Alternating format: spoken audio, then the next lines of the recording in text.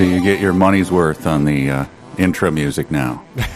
Now that this is not a mini. Hey, this is 372 pages we'll never get back. Michael J. Nelson here. And Conor, you're there, I assume? Conor Listoka is here, too. Yeah, this is like a fun thing where if you're just hearing us for the first time in a couple weeks after we finished up Moon People, we probably sound, normal, and this sounds like a normal episode. And everyone else who's been listening to these daily quarantine episodes on Patreon is like, my God, no, they've lost their minds. They're talking about Alf and Beethoven and doing Andy Rooney offs and And understand, Alf and Beethoven wasn't a range. That was a very narrow range. It's like two geniuses. That's what we're talking about. Yeah, that was our genius off episode. But yeah, this is like when you comb your hair and put on a Big Johnson tank top for the Zoom meetings that your work is doing. That's what the normal episodes are like, and then the quarantine minis are behind the curtain. Right, and sometimes even for the Zoom meetings where you comb your hair and put on a shirt and pants too. Yes, if you're really feeling she. So that's what we're doing. Pants are on, and we're ready to go. Oh, that I didn't think we had agreed to that. 1 second. Oh, all right. We'll wait. Yeah, but so we're back with this is book 12, and it is Digital Fortress by Dan Brown. This is the first time I think we're talking about it on here, but we did a poll on Patreon to see what people wanted to do, and this handily won out. I think it won out by at least 10% over the next book, which was Artemis by Andy Weir. So it's the first Dan Brown book I've read since I think one called The Lost Symbol, which I read back in probably 2008. What's your Dan Brown background? None at all, except reading, coming across those articles like 15 of Dan Brown's worst sentences, and laughing at those. But I've never encountered. I think I saw the movie, the one with Tom Hanks and the bad hair. Yeah, and that's about all. I saw it because I had time to kill. I was without my family, and it was like super long, and I saw it, and I think I did the nap during the day kind of thing, and yes. Went out of it refreshed. I don't really remember anything about it. I also remember that Angels and Demons, which was the sequel to that, or maybe the prequel, I don't remember, but it came out, it was the second one, and around San Diego they did this promo campaign. Maybe it tied into Comic-Con, but they went out with stencils and like chalk graffitied sidewalks all over town, like all over my neighborhood, and it was, it wasn't like sidewalk chalk, it was some sort of chalk that evidently was very hard to get off of the sidewalks because they stuck around for a while. So you'd just be walking around, weeks after this movie had came and went and nobody cared, and just be like, I guess that still says Angels and Demons. That's really obnoxious. That could backfire easily. Yeah. But yeah, I had read both of those books, and I remembered, them being page turners, but also being like, I'm pretty sure these are bad. And so this was the book that came out before all of them, and reading it has reminded me exactly what I remember thinking was bad about them. All the things are there. And I think people have very quickly seized on them as well, as evidenced by the sheer amount of convincing fanfic that came pouring in. Yeah, my first takeaway is we knocked on Dale M. Courtney for his seeming lack of coherence in just dividing up his chapters, because it was all one roll of paper. This chapter divides are just pretty absurd here. Yeah, attempting to make it look like this is a short scene in a movie or something, but it's taken that to absurd lengths. Yeah, we knocked Dale M. and we knocked Shadow Moon for not having the just star type of things. But yeah, Dan Brown makes those star paragraphs into his own chapters, and that happen right off the bat. So we read the first 9, which sounds imposing, but it was really it's a quick read. That's one thing. It's a page turner more than anything, but that's because there's not a lot of substance here. No, indeed. But we should announce that we have all the departments. Correct? Oh yeah. We got a ton of emails, and we got a ton of dumb sentences, and we got maybe the most fanfic that's ever been recorded. I think we got it. I mean, we got a lot that we couldn't use just because it's we can't just do an entire real or fanfic episode, but maybe we'll use some in a future episode. Maybe we'll just post those on Discord or something. But well done, everybody! You really picked up on what he was putting down. So quickly seized on his style. Yeah. So you might have to figure out other things to seize on, because a lot of people went to similar wells, but we don't want to get ahead of that. We should just we should delve into the book. And I think the first thing I noticed was the acknowledgement section said that a quiet thank you to two faceless ex-NSA cryptographers who made invaluable contributions via anonymous remailers. Without them, this book would not have been written. So we know who to blame. It is these two faceless ex-NSA cryptographers that put this in our hands. Oh, there it is. Yes, I didn't. I passed right over that. Yeah, and then there's some garbage about his parents or something. So right, but then we get to the prologue. Mm-hmm. Prologue was a brief section that didn't make much sense at the time, but during this first 9 chapters, we learned who he was talking about. Ensai Tankado. Yes, this prologue put me in mind of. You look at it and you go, it's a little puzzling. Obviously, it's just a teaser. But I did thank my lucky stars it was not a Shadow Moon prologue, which wasn't that? Oh, that was like 15 pages or more. That was probably pages? More words than we read in this section alone. I'm sure that was 13,000 words. Yes. So this was brief. Yes. It's just the story of a man named Ensai? And sure. Ensai Tankado. Tankado. Who dies in Sevilla, Spain. Yes. But yeah, that's sort of like your, like you said, that's him. If you're going to make the movie, this is what you do before like the title hits type of thing. It's the cold open. Yes. So that is over quickly. I don't really have any notes about that. No. Moves quickly on to chapter 1, and chapter 1 introduces our first 2 characters, our main characters, and it introduces a theme that, boy, do I hope it's going to be constant throughout the book, which may be that Dan Brown puts previous Horny 372 authors like Jim Tice, and even, I'm going to make a bold claim, even the woman who wrote The Mister puts them to shame. Wow, puts The Mister to shame? Well, hear me out. Okay. So, that book was only written to, be horny and titillate. And, I think it's different when she's writing these female authors writing about these sex scenes. I think it's a little more, I don't know, empowering type of thing versus this, which is pretty much a cartoon wolf with his tongue lolling out over the table and banging himself on the head with a mallet.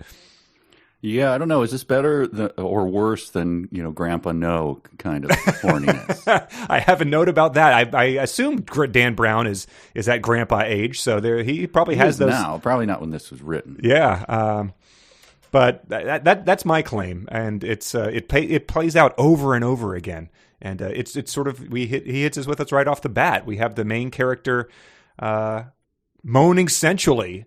When her that was going to be my immediate sonic challenge for you. Oh God! It's 3 M's. She moaned sensuously. So. Oh God! Yeah, well, I instantly regret. It's I haven't even finished a cup of coffee.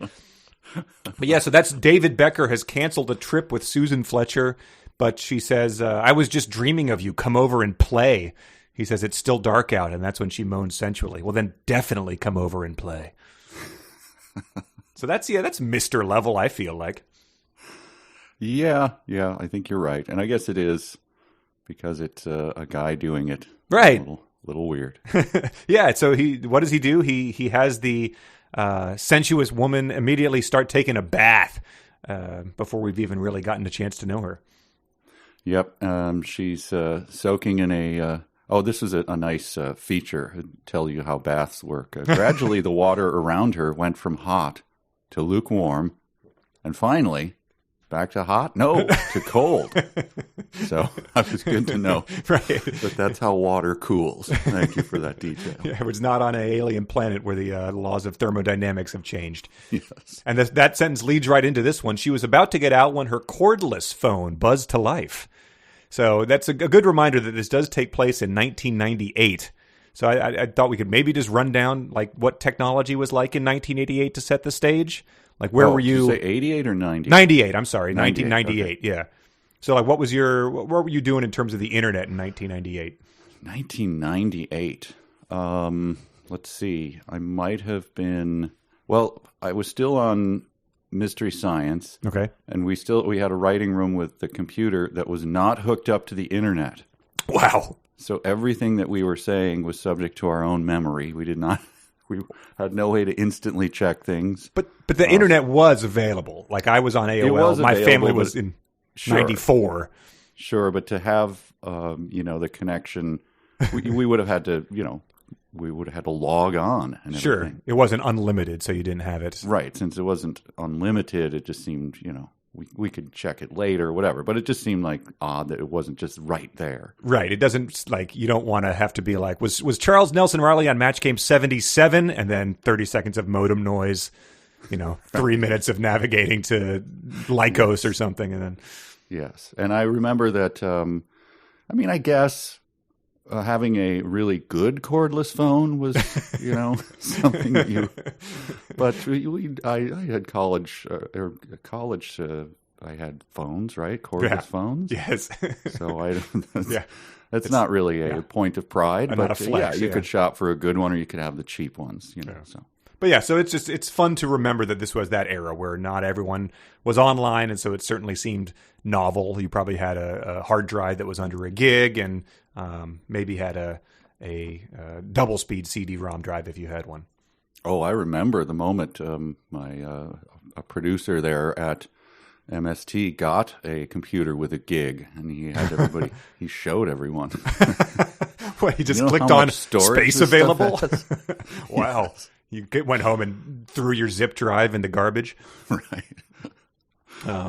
So, yeah, we'll get a lot of that. So that'll be fun. But Susan, she gets out of she sloshes water out. So I'm picturing that as she grappled for the receiver. And then she drips on her own clothes. So, yes.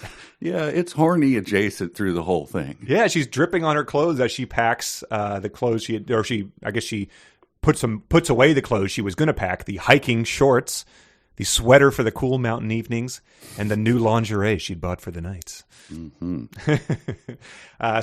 But she's doing all that because the call has told her there's an emergency in crypto, and crypto is where she works. So I think that's where that ends. I do like sentences like this, though, and our other authors to various levels have either tried and most have failed horribly to put a button on the end of their chapters. I think that's a feature of our bad authors. Uh-huh. This one does it, but does it poorly, and I think it's sort of comical. As she went downstairs, Susan wondered how the day could get much worse. She was about to find out. Yes, we do get several of those.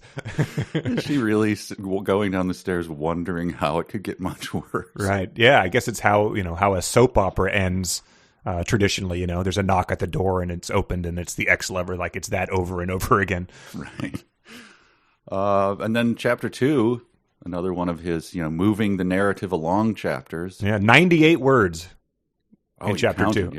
Yeah. Oh, you did a word count on the dock. And nothing, he's just on his plane. Yeah. He's been ordered to go.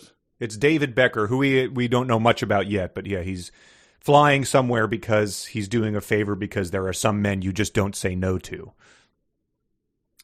Yes. So it's sort of setting the stage that this goes all the way up to the top. I feel like we're gonna be dipping into that voice register often during this. That's right. These are serious men saying serious things to really attractive women. One really attractive woman, as we go on to learn in chapter 3. I think that's where we start to get sort of the background about Susan Fletcher and her work in the NSA crypto office. Oh, chapter 3 is kind of the meat. This is the tent pole, I believe, for this section. So tent pole, you say? Yeah. Intentional. Yeah, where does yours start? Well, I'm just this John fella is a real creep. Okay, yeah. John, I assume he's he's the guard for the main checkpoint to the NSA crypto facility, authorized personnel only. Yes. She comes through and waves at, just one of the guys. Hey, how's it going, Miss Fletcher? Hi, John. Right. And then as she walks away, John begins the horny wolf thing. Oh, man. It is lengthy. It is amazing. You wanna do it? Sure, yeah. The guard admired Susan as she began her walk down the cement causeway. He noticed that her strong hazel eyes seemed distant today, but her cheeks had a flushed freshness, and her shoulder-length auburn hair looked newly blown dry. Trailing her was the faint scent of Johnson's baby powder. His eyes, so he keeps going, his eyes fell the length of her slender torso to her white blouse, with the bra barely visible beneath, to her knee-length khaki skirt, and finally to her legs. Susan Fletcher's legs. Hard to imagine they support a 170 IQ, he mused to himself. Oh man, I feel like it is telling on Dan Brown just a little too much there. Well, it goes on. So after all of that, it says he stared after her a long time. Yeah, we got that picture. It's already been a long time. Well, how long is the causeway or whatever she's walking down? Yeah, you're going to imagine her being like, what is that? And it is, he starts like cranking his tongue back into his mouth as it had, been just trailing her down the causeway. Now, what does this tell us about John? Because if you're just letting your instincts go and you're watching a very attractive woman, are you noticing things like her cheeks had a flushed freshness? Right. Are you in your own mind going, look at that shoulder-length auburn hair? That looks like it's been newly blown dry. Right, yeah. What's that smell? Something smells. That's Johnson's baby powder. Yeah, that is not something this guy would be able to...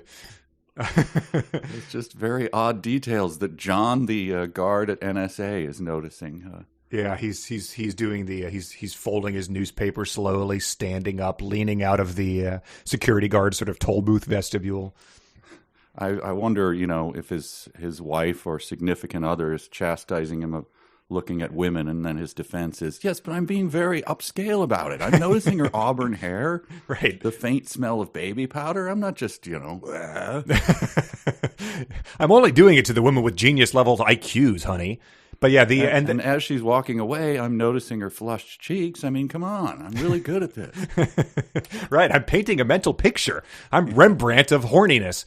But he and then a lot of people pointed this out as just the finally to her legs, Susan Fletcher's legs is like just a gross, needless artistic flourish. I guess we know who it is. He knows who it is. Like she's not a celebrity or anything. It's not like he's doing like, I can't believe I'm getting an autograph from, Britney Spears or something. It's just like, it struck everyone as extremely strange. Sure. Finally to her legs. Mark Cuban's legs. We know there is. Yes, yes. That struck me as especially creepy because it's trying to imply this sort of, like you say, celebrity thing, which means that John has... the number of times he's been horny. Right, yes. That she's been in the spank bank for John for a long time. Yes, makes it so much creepier. There's a scene in Ocean's 11 where I think Matt Damon, someone comes up to him and he's like, what are you doing? And he's like, this is the best part of my day. And he's watching Julia Roberts just descend a staircase in a ball gown or something. And it's like, how long have you been doing this? If you were the actress, if you were Julia Roberts, and that was the setup for that, I would say, guys, I'm going to take a pass on this. I'm embarrassed to be a part of this. Or you just make it a point to like walk by Matt Damon and like fart or something, being like, yeah, right, now try to wolf after me after this one. Mm-hmm. But Susan Davis does not do that because it's only Johnson's baby powder that he trails after her. But she then goes on to sort of be preoccupied with David, who had to leave her. What is David? David Becker? David Becker, not the soccer player, David Beckham. Right. David Becker. But this is going to shock you, potentially a similar level of model-esque attractiveness to David Beckham. I think this tops the creepiness of the previous scene. This is so bizarre. Yeah, it is sort of, he resists the urge to say, like, they're both movie star level attractiveness for when you cast it, but he may as well. Well, I mean, give him credit. He doesn't do the Ernest Cline thing of just saying, here's who he is. Right. He makes a go of it. And I think it's worth reading this because of the detail that it ends on. This is a few short paragraphs. Got it. David Becker, the only man she'd ever loved, the youngest full professor at Georgetown University and a brilliant foreign language specialist. He was practically a celebrity in the world of academia. Born with eidetic memory and a love of languages, he'd mastered 6 Asian dialects as well as Spanish, French, and Italian. His university lectures on etymology and linguistics were standing room only, and he invariably stayed late to answer a barrage of questions. He spoke with authority and enthusiasm, apparently oblivious to the adoring gazes of his star-struck co-eds. Guess we were calling them co-eds in 1960. Sure. Becker was dark, a rugged, youthful 35 with sharp green eyes and a will to match. His strong jaw and taut features reminded Susan of carved marble. Over 6 feet tall, Becker moved across a squash court faster than any of his colleagues could comprehend. After soundly beating his opponent, he would cool off by dousing his head in a drinking fountain and soaking his tuft of thick black hair. Then, this is going to cap it all off, all of that you just heard. Then, still dripping, he'd treat his opponents to a fruit shake and a bagel. What? It has escalated quickly here. It has gone off the rails. So, we will. Yeah, the food in the book is deeply weird, as we will come to see. But I think we should back up and take it from the top, kind of. Sure. So he's break this down. He's a celebrity in the world of academia who delivers standing room only lectures to, as you said, the adoring gazes of starstruck co-eds. So you earlier claimed that he didn't do the Ernest Cline and say that he looks exactly like, Brad Pitt or something. But he's essentially calling to mind the beginning of Indiana Jones, right? Where the girl paints "I love you" on her eyelids and sort of bats her eyes at him. Sure. And it's sort of, we've said this, I've said this a lot, but it has that sort of Royal Tenenbaums. He had born with a preternatural understanding of international finance. It's like he doesn't stop at 6 Asian dialects. He also just tosses on fluent in 3 languages. And then I said that if you had just sort of stopped before it got to the description, I would have bet all the money in the world that he was going to have the word rugged applied to him. Yes. But so, yeah. The fact that the dousing his head in a drinking fountain gets the full attention during this, when you're just trying to paint a picture of someone, he's the kind of guy who douses his head in a drinking fountain. So he's okay. He's homeless, and that's the only way that he's able to wash. What do the other people who have just watched a guy sweat all over a squash court, like as he's moving faster than anyone can comprehend? What are they? Are they just like, I'm just going to get a bottle of Avion? Actually, I will pass up the water fountain that you've just drenched with your sweat. They can't even comprehend his movements, so it's like flash levels of speed where I don't even know what happened here today on the squash court.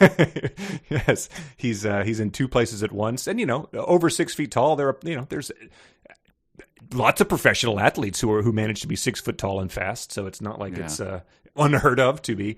But I did wonder about the drinking fountain thing. In small towns, I don't know if these are around in your area, but there's a lot of those lion head drinking fountains. They seem to be in the 70s. I think they made a bunch of them. Have you ever seen those?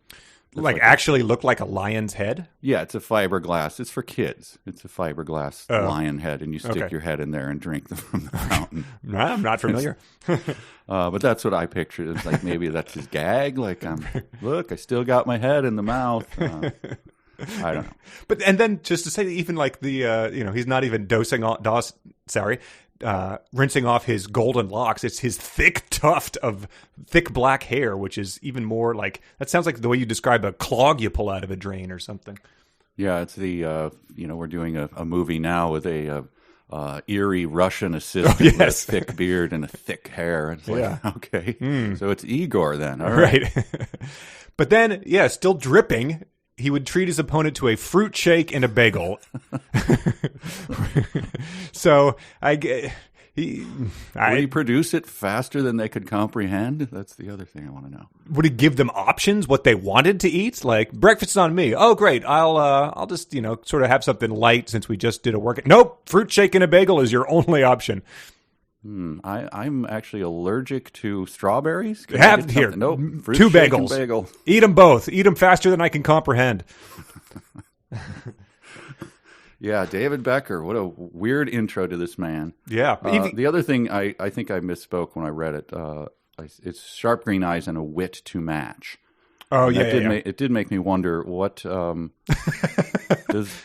what wit matches sharp green eyes. I assume it's just clumsy, and he's supposed to say that the eyes are sharp, and so his wit is sharp. The wit is also sharp, yeah. I get that, but sharp green eyes don't necessarily match wit. We get another odd, I think it's more of a mixed metaphor coming up later that was the one that I shared with Lauren that is, I don't think a lot of this would have passed by a legitimate editor who wasn't focused just on cracking the bestseller list.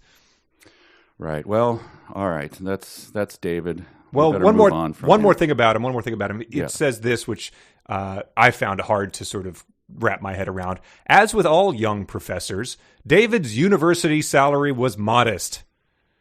And I just have... People are probably going to write in, but like a Georgetown University professor is really... Are they eking by under the poverty line here?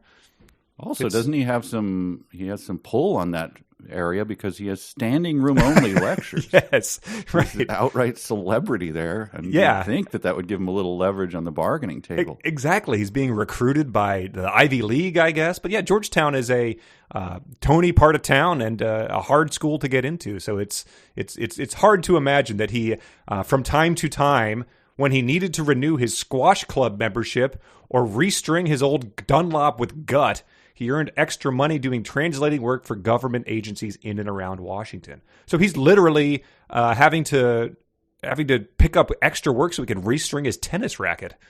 And so what's he doing throwing around this bagel and fruit shake money like it's going out of style? Right. And it might just won. Make the guy buy it for you, dumbass.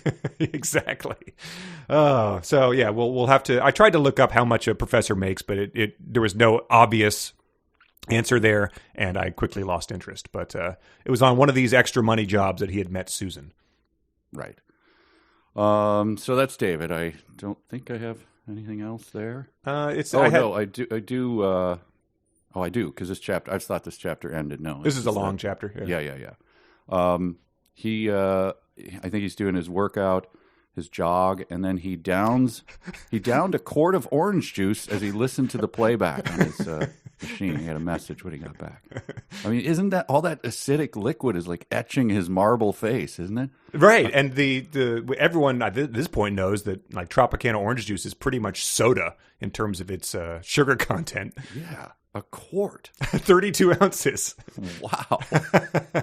How many grams of carbs is that? That's got to be hundreds. And that's a pretty quick down of a thing if he's just getting a message from someone requesting a job, maybe in a minute, like literally powering it down. Right. But it's the NSA calling. Yes. And they sort of set it up. Yeah, they set it up as this being, it was before the NSA was widely known, I guess.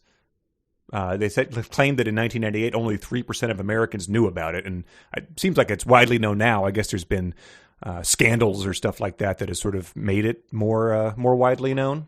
Yeah, I think he's ahead of the curve on the issues of the NSA spying on Americans. I'll grant him that little bit of foresight. We got an email from Christina that I'm going to read now. She said she had the same thoughts, but she said she tried to give it the benefit of the doubt, remembering this was written in the 90s, and couldn't quite recall when I first heard of the NSA until Chapter 4 with the phrase "No More Secrets."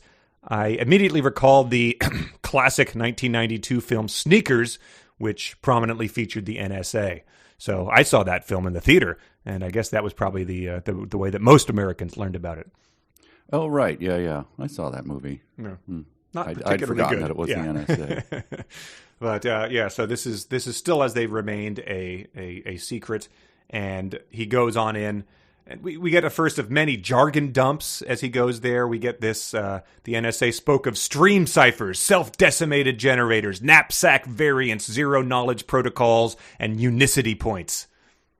And those are going to come up more throughout the book, and sometimes they get elaborated on. Like this point, they do not. Yes. So they throw a bunch of code at him. We get no sense of who they are. This is very quickly gotten over. They just hand him this, or they read dialect or give him something, give him little bits or something. Mm-hmm. But it says here, and this makes me feel way less safe. Each time he gave them a translation, the cryptographers shook their heads in despair. It's just like, are cryptographers at the NSA easily despair like that? Like, that does not seem a very solid trait. It's like, oh God, no. Relax, relax. We have other guys. We have other resources. Right. You're interpreting messages that are like nuclear attack planned on U.S. soil. So you ought to be able to hold it a bit more together, because you're going to have to probably help people stop that attack. And then so we talked about this beforehand. So his big breakthrough is, and I don't know if you have any insight on this. I didn't really understand that he was using the wrong translations. Oh, he'd been given Mandarin translations, but then he said, let's try the kanji.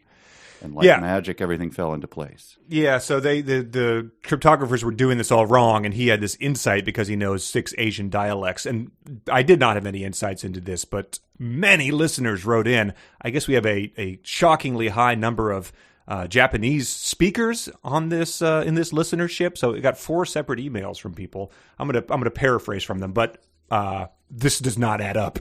Oh, okay. This is like what's your area of expertise? It would be like if you read something about Beethoven that was 100% factually inaccurate, passed off as pop science, essentially. Oh, right. Okay. Or if I read something about Alf, and it was like, he came from the planet Blorg-9. And I'm like, well, that's not true. But yeah, so this is what Andy wrote in. He said, I may not be the youngest full professor at Georgetown, but I speak Japanese, some Chinese, and have done translation in the past, including translating the cheesy squid legs package that Mike ate on Like Trees Walking. Oh, right. Yeah. Okay. But he said, kanji are not individual words. Japanese is a highly contextual language, and kanji are used as a mix with other Japanese original characters. The characters largely have a similar basic meaning across the languages they're used in, and can help you figure out something you don't know if presented in context, even if not exactly the same. But presenting them out of context would be like having individual letters or stretches of letters. So David's revelation would not help there. Mike wrote in, said, kanji isn't a language, it's part of the writing system. Kanji are pronounced differently in Japanese, but their meanings are usually similar or identical to the Chinese, so the codebreaker's confusion makes no sense. And he also goes on to say that just writing it in just kanji would be bizarre and nonsensical and involve, at a minimum, dropping grammatical particles. Think caveman or robot speech. And then Theodore said, according to Chapter 3, he's mentioned 6 Asian dialects. I'm assuming Dan Brown doesn't know the difference between a dialect and a language, and didn't feel like looking up 3 more languages after listing Chinese, Japanese, and Korean. For what it's worth, Japanese has 17 dialects. The alternative is that Dan Brown thinks all Asian people speak the same language, which would make him even less culturally aware than Ernest Klein. And then one more guy, Thomas, says, the fact that Brown describes kanji as a language when in the very next package he correctly identifies it as a Japanese writing system derived from Chinese characters is frustrating. Anyone with the passing knowledges of East Asian languages can distinguish between Chinese and Japanese writing at a glance, so it makes no sense that an entire room full of NSA codebreakers working for hours would fail to notice what they were working with. So, yeah, it doesn't seem like entirely accurate. So take that into account as we read future things about codes and Schrodinger's cats and all these things. What is the name for that phenomenon where you read something and pass over it, or take it as, accept it on face value that it's true, and then you turn the page and see something you know about and go, that's not true at all, and then blithely read on assuming the rest of it is true? If it doesn't have one, I think the Dan Brown kanji syndrome would be a fine thing to assign to that. But then, so he does his little job. He gets the breakthrough, and he's leaving. Sticks his head into a couple of fountains on the way. Can't help himself. But he's stopped because and now we get the greatest "the doctor is a woman" moment I think I've read in quite some time. The head of the cryptography division wants to talk to him. She's on her way out now. She? Becker laughed, spitting out 1 quart of orange juice onto the person. Yeah, he italicizes she. And then he says he had yet to see a female inside the NSA. Is that a problem for you? A woman's voice asked from behind him. Becker turned and immediately felt himself flush. The head of the NSA's cryptography division was not only a woman, but an attractive woman at that. So it just goes on to emphasize it's like, I need a comparison. Like, how attractive a woman can she be? Because it seems like she's coming to work like red carpet ready, but also like really sexualized too. Like from the way that all these people look at her. So it's like bra barely visible, right? Yeah, and also this moment is supposed to be. What's the movie with Tom Cruise and You Can't Handle the Truth? Few Good Men. Yeah, A Few Good Men, where he has to work with a woman, and she's standing behind him. And oh wow, is that going to be a problem, Tom Cruise? No, ma'am. That's what it's supposed to be. So, right. Just picture that in your head. And I spoke too early when I said that we didn't know how attractive she was. We needed some signifier because as she smiles, she holds out her she holds out her slender hand. And I don't know about you, but to me, slender implies long fingers, and the streak continues. Yep. I mean, you can't have a slender hand without them. The fingers will then appear long. Yeah, exactly. They're not, her slender hand with her stubby fingers. And then, so after the meeting, 10 minutes later, Becker was in the NSA's commissary enjoying a popover and cranberry juice with the NSA's lovely head photographer, Susan Fletcher. The food is weird in this book. And I guess this guy is just powering down the sugar and carbs to maintain his chiseled physique. This, again, seems like unforced errors in description, revealing stuff about yourself. Like, I'm really into these weird fruit and pastry combinations. Airy pastries, yeah. Okay, but keep them out of your book. Yeah. People don't normally power these things down, so just go with something a little more generic or something. We went to Acadia National Park a couple years ago, and a friend had been there, and he said, like, "Oh, you got to pop into this lodge or something. They're known for their popovers." And that checked out when you read like the reviews of it. It was like, we went in here for popovers. And I'm like, everyone's just going here for a popover, something that is essentially a dinner roll that you have to put lard up with jam and butter to make it have any sort of resembling a good taste. We did not go. Aren't popovers the better ones? There's like less popover to it, right? The middle is just empty, and it's like a muffin top. Shell. Yeah. It's a like flaky pastry top. Yeah. It doesn't. I don't know. It's kind of like bread sticks. Are you going to lead with that? I mean, yeah. Seriously, it's a piece of bread, but it's in the form of a stick. You get unlimited of them too. Oh, great! Yeah, they don't have salt on them like a pretzel. It's like an unsalted. Anyway, we're going to get Big Popover angry at us now.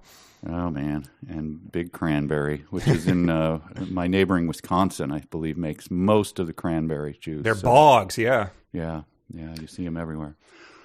All right, so he misses his squash match to stay and eat popovers with the unbelievably attractive head of the NSA cryptography division.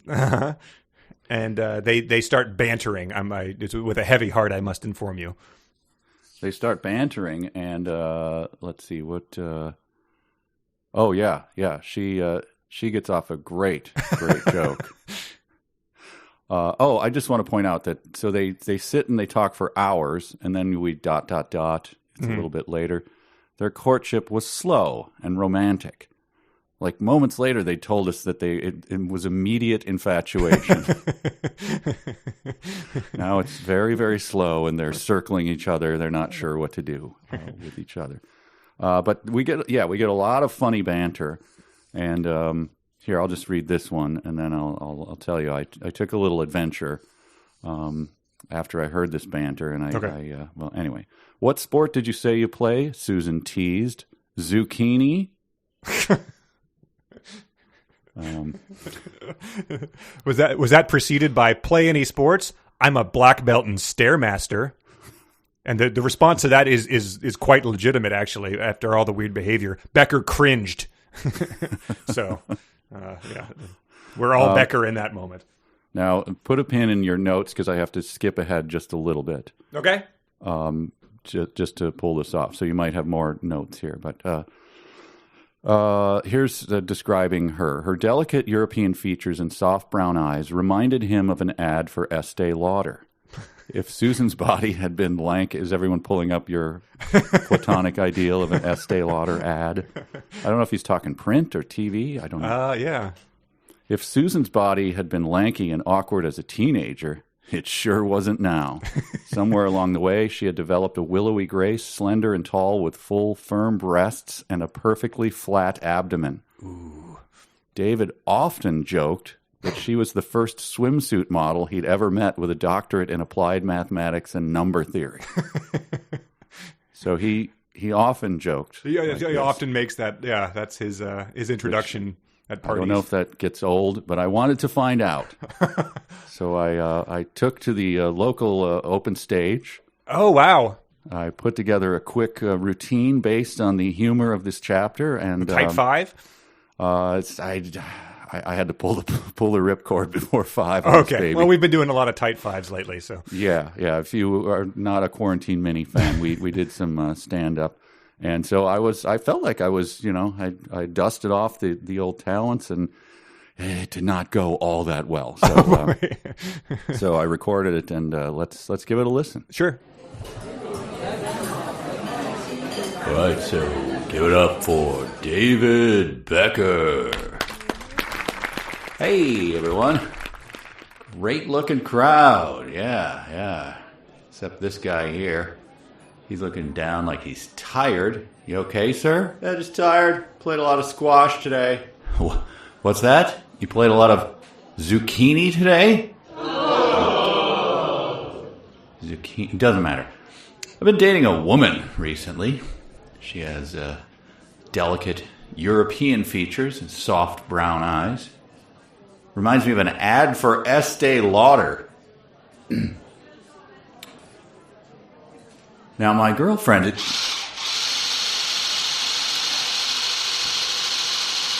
blender drinks.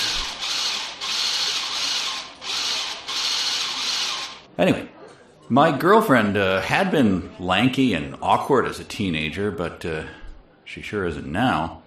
I mean, somewhere along the way, she developed a willowy grace, slender and tall, with full, firm breasts and a perfectly flat abdomen. She's the first swimsuit model I've ever met with a doctorate in applied mathematics and number theory. Can we wait on that?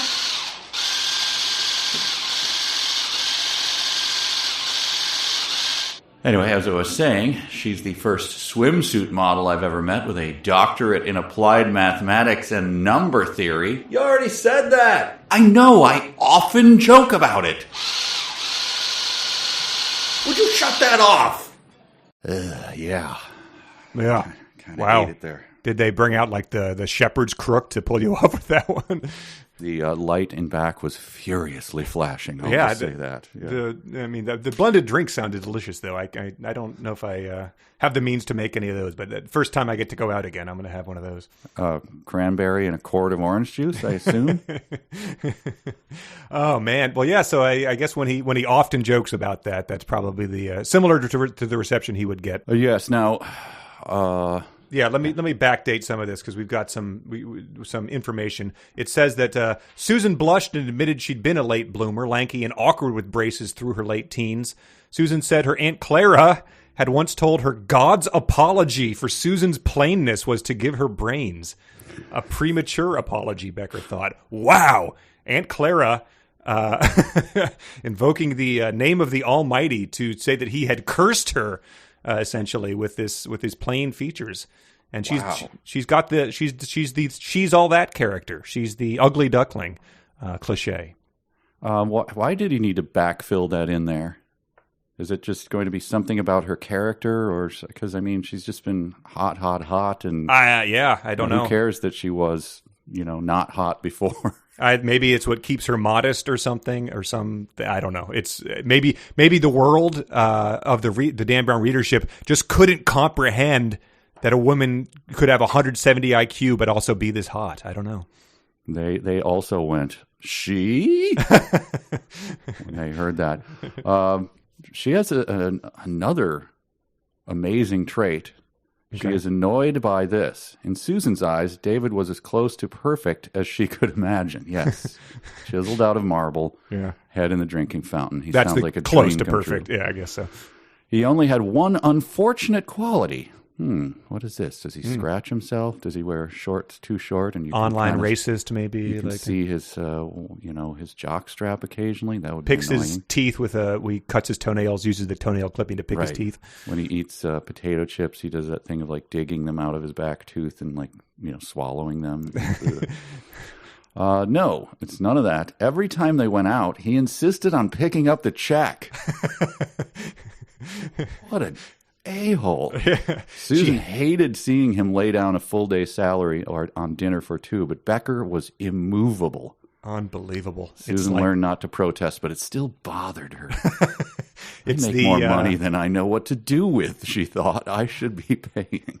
Yeah, so it seems like he's actually like eking out like potentially a grocery store bagger's job. If he's laying down a full day's salary on dinner for two in 1998, dinner for two is probably, unless they're doing something super fancy, that's like $100. I don't know. Yeah, that's a lot of money. But it doesn't comport his. He has to have a secret stream of money. Yeah, and that must be a plot point or something. Well, that's like at the stereotypical job interview question of your biggest fault, and you're too hard of a worker. Like that's his one unfortunate quality. He's too nice and generous. Right. And it annoyed her. But this was also another good thing that fits into the food theme established before. Whether it was during trips to the Smithsonian, bike rides, or burning spaghetti in Susan's kitchen, David was perpetually curious. And I guess that's sort of meant to be a joke. Like, I'm a bad enough cook that I could burn spaghetti. But if it is, it fell flat with me because I was just like, how did they possibly do this? Like, in what? Did you let the water boil off for an hour and then have the pasta at the bottom of the thing in a paste that then burnt to the bottom of the thing? It annoyed me. Right. It was obviously going for. You've seen montages where people fall in love and they cook food together. But here's my little twist on it. They're burning the spaghetti. But he didn't think enough about it to go, wait, people don't actually do that. So burn some steaks. I don't know, whatever. Right. Here's I'll read this sentence, and then I have I think a pretty good comparison to what's happening here. He asks her what it's like what her job is, with cryptography, and he says, "You of all people should know." She says, "It's like studying a foreign language. At first, the text looked like gibberish, but as you learn the rules defining the structure, you can start to extract meaning." Becker nodded, impressed. So you're a professor of comparative literature at Oxford. Tell me about this Shakespeare guy. Yeah, he wrote plays. They're pretty good. He wrote them in English, but is it a little bit different English? Becker nodded, impressed. That's a new Robot Pimp challenge. Yes. Wow. I mean, that is the most. She gives him a basic. She doesn't even actually restate what it is, just some the shallowest understanding. As you learn the rules. Yes, I know. Yeah. Then you start to learn. They told me you had 170 IQ. This is the best. I'm smarter than that. You don't have to dumb it that far down for me. Well, this is the last note I have for this chapter, but it's a big one. It's more sort of detail about how she got her job at the NSA. So it says that she applied to the NSA at age 28, and at that point she was the youngest candidate and also the only female candidate they had. Again, 1998. It seems a little too young, a little too recently for that to be the case, but who knows? They underwent individual polygraph tests, background searches, handwriting analyses, and endless hours of interviews, including taped inquiries into their sexual orientations and practices. When the interviewer asked Susan if she'd ever engaged in sex with animals, she'd almost walked out, but somehow the mystery carried her through. Becker sat riveted by her stories. They actually asked you if you had sex with animals? Susan shrugged. We get more banter here. Part of the routine background check. Well, David fought off a grin. What did you say? She kicked him under the table. I told them no. And until last night, it was true. Oh. Yeah. But, so again, I was curious about only female candidate in 1998. Really? And is the NSA really asking this sort of thing? I've had friends that have done background checks before or something. So I went looking to see if this was actually NSA standard procedure. And since it is the NSA, they record everything. Sure. They're bugging, they bug themselves. And so there was an info dump, like a WikiLeaks cable that ended up on the dark web of these type of interviews. Oh, wow. So was that in the Julian Assange put it up there himself personally? I think so. Or maybe one of his underlings. It didn't get all the same press as some of the war crimes did, but it was definitely part of that same thing that just sort of flew under the radar till now, because I guess no one wanted to listen to them, or no one typed sex with animals into the search queue type of thing. Sure. Yeah. Wow. Interesting. But, so I downloaded that. We can queue it up just to see more of what the interview was actually like. Oh, fascinating. Yeah, let's run it. Cool. Thank you for coming in, Miss Fletcher. It's highly unconventional for the NSA to hire such a young and female candidate, but I assure you we're not going to give you any special treatment just because you're jaw-droppingly attractive. Thank you? Is it true you were considered for the Phoebe Cates scene in Fast Times at Ridgemont High? Just for that scene? And how would that even work? But that's not important. We just have some questions for you, Miss Fletcher, to weed out the unsavory candidates. Answer truthfully. Nobody's judging you. Nobody's watching from a secret room and pulling a Judge Reinhold from Fast Times at Ridgemont High. Stop mentioning that movie. Okay. Have you ever used marijuana? No. Cocaine? No. Heroin? No. What about prostitution? What? No. Ever been paid for sex or paid for sex? Of course not. Done any looning? No. Blow to pop? No. Have you ever had sex with any animals? What? These are all standard questions. There's no need to get defensive. I haven't had sex with any animals. Okay. If you did, what animal would be your go-to? That doesn't seem appropriate at all. Chimp? Dolphin? Maybe pull a Catherine the Great? Please, move on to a different topic. I don't want to bang any animal. Very well. What about Alf? What about him? Gordon Shumway. Would you have sex with him? I just said... Alf is not an animal. Alf is definitely an animal. Alf is a Melmacian. He's an intelligent biped. He's covered in fur and has a snout. And yet, he developed a romantic attachment to Lynn Tanner. Even wrote and performed her a love song. What the hell does this even have to do with... It was called You're the One Who's Out of This World. What the hell does this have to do with my code breaking? Gonna put that as a maybe. Do not. How about Mario? The video game character? Uh-huh. He's a person, right? He's a 16-bit graphic. So you're prejudiced against Italians. No. Look, sure, maybe if Mario was a real man. And what if he was wearing the raccoon suit? Unbelievable. Raccoon suit versus full-body Tanuki suit. Does that make a difference? I don't think these are standard questions. What about this? Would you be okay with your picture being used to make a line of body pillow waifus? Of course not. What if a line of body pillow waifus was already rolling out in Japan based on pictures I took from the bushes outside your house every day? The NSA is employing people to lurk outside my house and take photos of me? Oh, I don't work for the NSA. Hey, you got in here again. Hey, you! Hey, get out of here! Gotta go! So yeah, it was, I guess, a guy who was a little, he had gone rogue a bit. But Dan Brown left that detail out of the, but. Wow. Specific it's interesting that they questions. do bug themselves, but I guess that's true. It's on brand, yeah. Man, weird. I did know a guy who was doing an interview for a fairly prominent CEO position, and they do that kind of garbage. And Oh, really? It amused the heck out of me. He was less interested in telling me what kind of things they asked. I was far more interested. Where they're tossing, high-level questions at you, and then while you're trying to figure them out, hitting you with embarrassing sophomoric questions, and you have to, see what your temperament is. Cool under pressure, yeah. Yeah, it seems pretty low-level stuff, like hazing stuff. But Right. But hey, if it gets the job done for them. It would be, a good long con to rise to that level where you're interviewing for those positions and then just, lean into every single one of them. Yeah, well, just sure. burn it down. Yeah. We had a weird college fraternity initiation. I mean, I don't do it anymore. Right. Would you believe raccoon? That's right. Not very common in that community, but...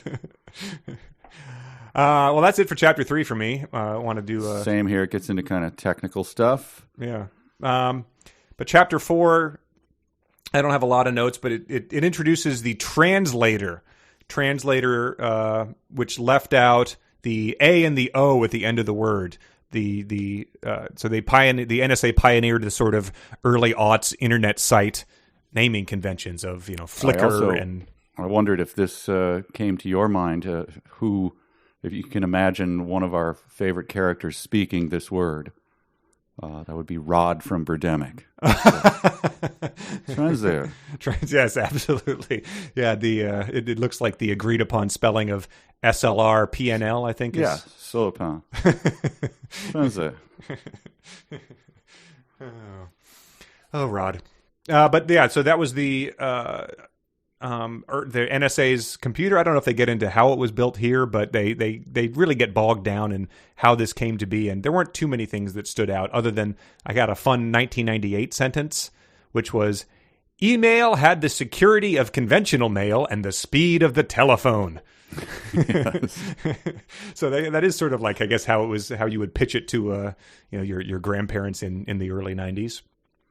Yeah, there's a long, deep dive into things that I didn't understand. I assume anyone who does understand this stuff is probably finding the same sorts of errors that we got from kanji and all of that.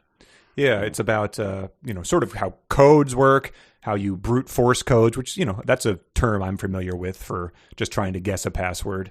And that essentially they developed this supercomputer that can brute force any method of encryption, regardless of how long the encryption key is, in around 10 minutes, which was unsurpassed in this world. It used to take weeks, if not months, to do this, which would render any code you were trying to break obsolete if it was an attack planned or something. Right, and translator is like it's like a silo underground kind of with power. The sources running to it and cooling towers and all of this. Yeah, they welded it shut after putting in 1 million microprocessors. With a couple readers pointed out, like, what if something needs to be replaced? Why did you have to weld it shut? That's a good question. But they talked about how they then leaked word that it was. They essentially do the we will deny all knowledge of your mission. Like they leaked that they had not been unable to get it to work, so that all the ne'er-do-wells would continue to send their emails with impunity, not fearing that they had this translator built. Well, here's a description of these ne'er-do-wells. This is one of the few sentences in this chapter that stood out to me. Drug lords, terrorists, and embezzlers alike, weary of having their cellular phone transmissions intercepted, were turning to the exciting new medium of encrypted email for instantaneous global communications. So they're hanging their heads because they're ordering these bombings of full hockey stadiums or whatever, and they're being intercepted, and they're like, this just gets tiring. I've got an exciting new medium for you. There's an intern who's got a copy of Wired who's like, well, sir, I read that in an old-timey newsreel voice. Drug lords, terrorists, and embezzlers alike, weary of having their cell phone transmission intercepted, were turning to the exciting new medium of encrypted email for instantaneous global communications. Oh, perfect, yeah. You could also easily leap to infomercial with the terrorist blowing frustrated hair off of his forehead after his thing was encrypted, and then the exciting new medium of encrypted email. And then everything turns color and he's super happy. Yeah. Has this ever happened to you? And it's a guy being, tortured in a off-site location. Well, try email. That could be a... So he goes on and on about this encryption and kind of glosses over the fact that the NSA, he says, just sort of, they need to do this. Like, we have to intercept all stuff. We have to have the ability at all times to intercept all communications, which is... This is thorny stuff we're getting into here. Yes. Very complex issue, but he nails it with a scant few sentences towards the end. Civil rights groups rejoiced, insisting the NSA shouldn't be reading their email anyway. Encryption software kept rolling off the presses, which is, I guess, something that encrypted. I missed that one. The NSA had lost the battle exactly as it had planned. The entire electronic global community had been fooled, ... Or so it seemed. So he's just putting a little bow on what all the issues are around the NSA intercepting all of our community. Right, yes. they're kind of annoyed, and then they rejoice when they find out they're not. So, right. Okay. Yeah, the ethics at stake are, I guess, characters later object to that, but it is sort of hand waved away. A few people objected, but... Right. Right. What's the name of the group? Which I think is the real group. The Electronic Frontier Foundation. Yeah, yes. Who is very real and is sort of like I guess an online ACLU type of group. But yeah, they seem to be being made out to be the villains in here, which they sort of have a position that a lot of people would probably agree with, regardless of a lot of issues. Like don't look at our shit. It's a violation of the Constitution, I guess. Yeah, it is. But enough about that. Why don't we end Chapter 4 and move into real or fanfic? All right. There it is. I'm out of shape. I don't know. I know. You haven't been running up mountains and pushing huge tractor tires in the off season?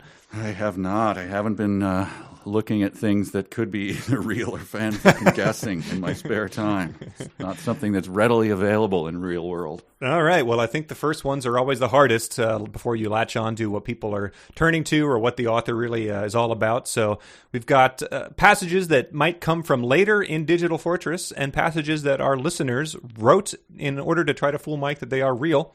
And you're going to guess which ones are which. Traditionally, we do 5. I did 6 this time just because we had so many come in. So I'm ready. I have my pencil. Here's number 1. They make a great carpaccio, Hale smiled. What do you say? Afterward, we could forget it. Snob. Hale sighed and turned back to his terminal. That was strike 89 with Susan Fletcher. The brilliant female cartographer was a constant frustration to him. Hale had often fantasized about having sex with her, pinning her against Translator's curved hull and taking her right there against the warm black tile. But Susan would have nothing to do with him. In Hale's mind, what made things worse was she was in love with some university teacher who slaved for hours on end for peanuts. It would be a pity for Susan to dilute her superior gene pool, procreating with some geek, particularly when she could have Greg. We'd have perfect children, he thought. Oh, man. My vote on this is going to be aspirational in that I hope this is fanfic, so I'm going to say it's fanfic. All right. Let's see. Number 2. David Becker arrived in a cloud stirred up by the taxi, its yellow and white stripes now obscured by a patina of dust. The driver flicked on the green light, indicating availability with a grim look after taking David's proffered outrageous tip and sincere thanks. The Amphitheater of Italica, where their source indicated they should meet. David idly read some of the tourist information as he thought carefully of his approach.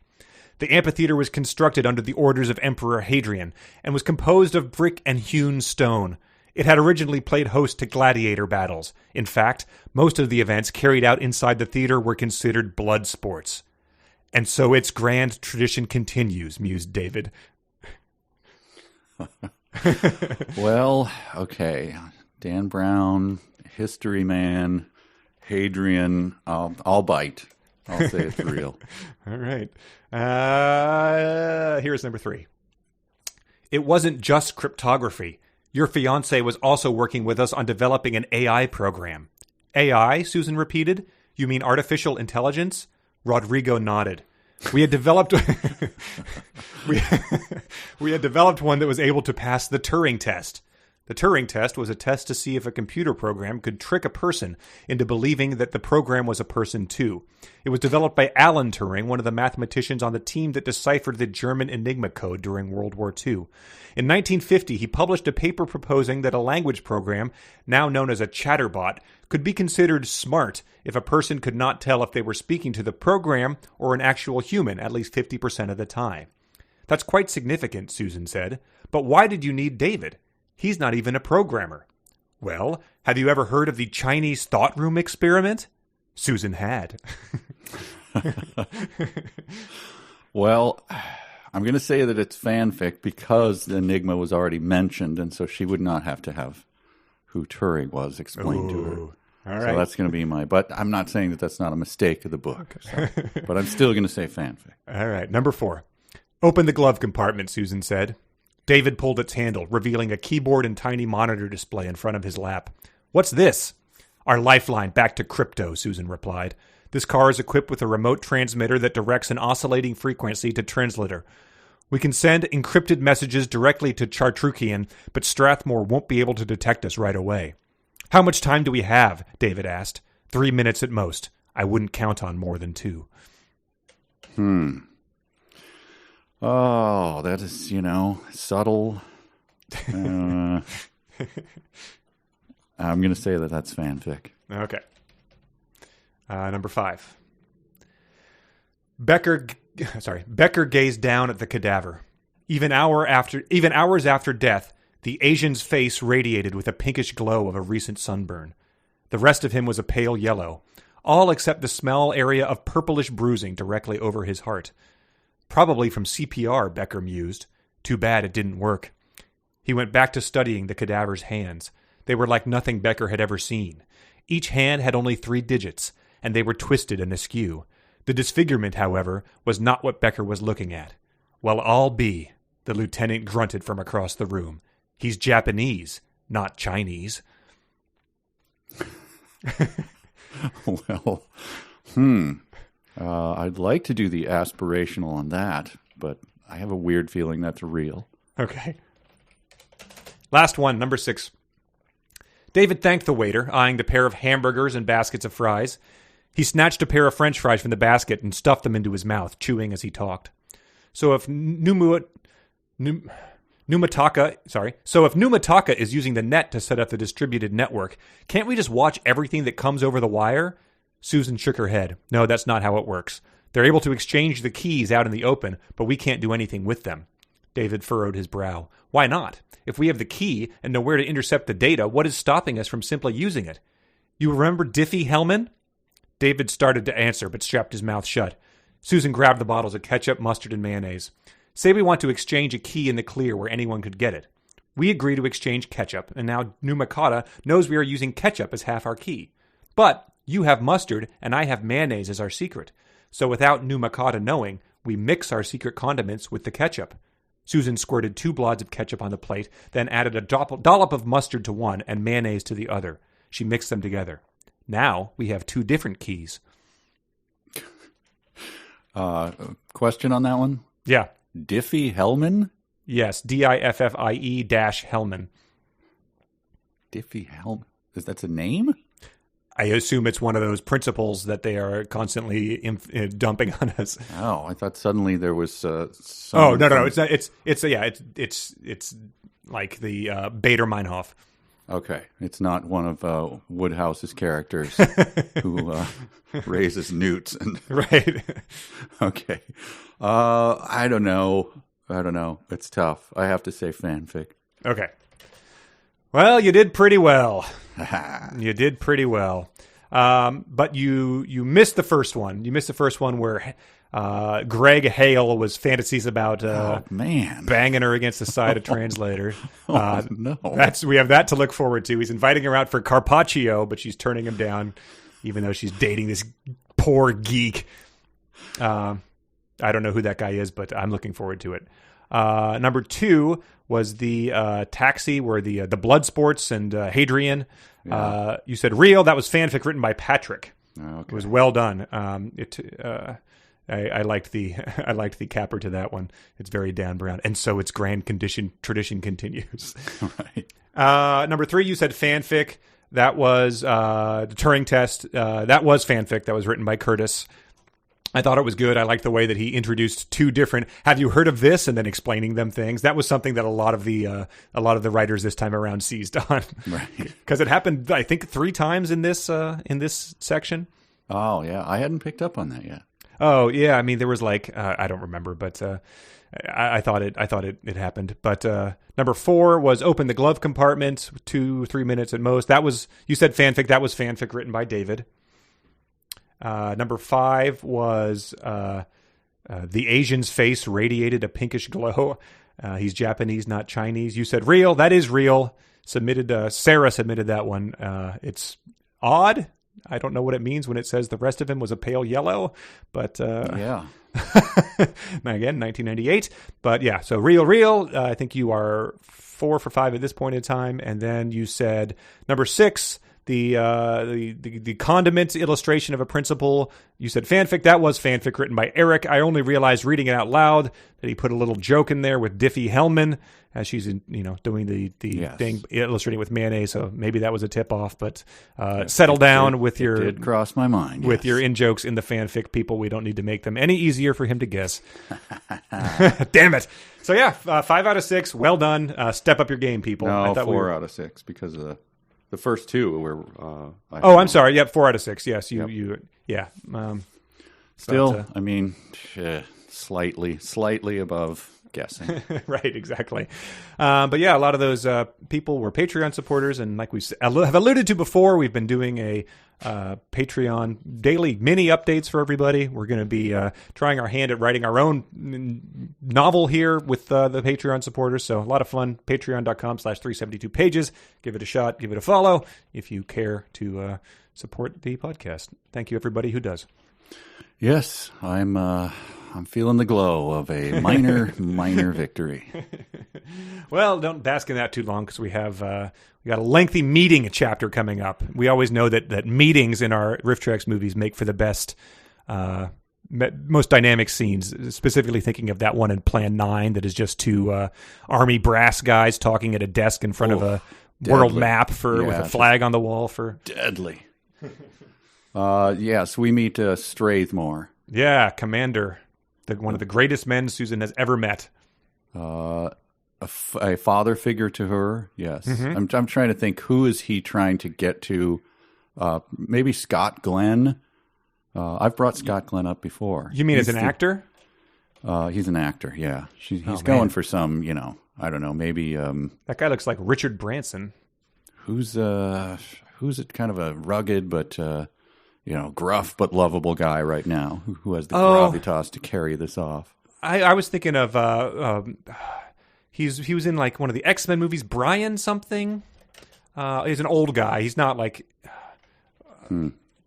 Bryan Cranston. No, not Bryan Cranston. He's definitely older. Crap. All right, we're wasting podcast time trying to come up with the actor. Not Brendan Gleeson, who's like the other version of that. The other version of Brendan Gleeson is your clue to me. Fine.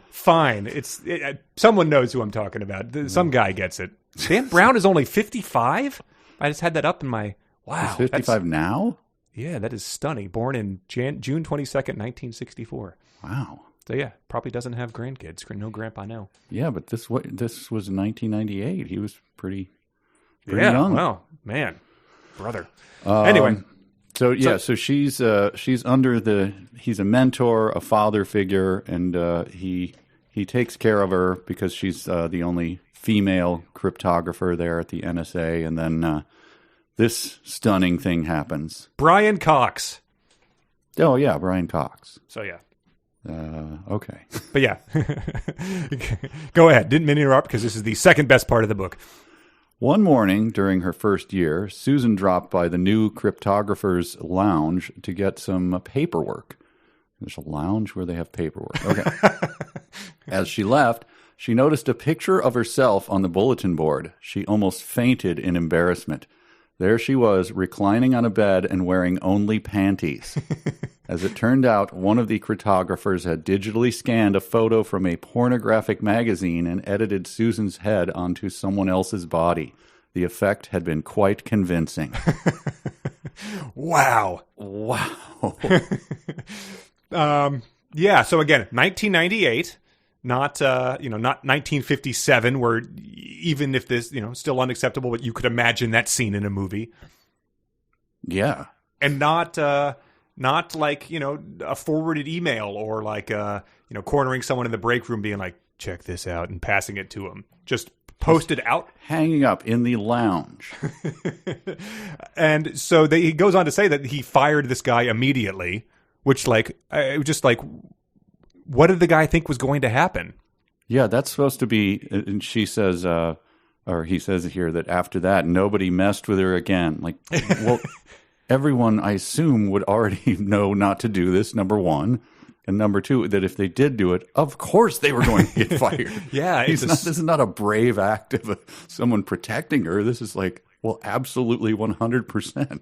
Yeah, mandatory firing. Yeah, you'd be the sort of thing where the guy's packing up his desk and it's like, what was in the cookies he brought and put in like the break room? Like, now I'm worried about that. Like, he's an actual psychopath. Yes. Like, even if you hadn't scanned her head onto it, you went into the break room and posted pornography on the bulletin board. But again, like it gives you that sort of grandpa no moment of revealing a little too much, I would say. Right.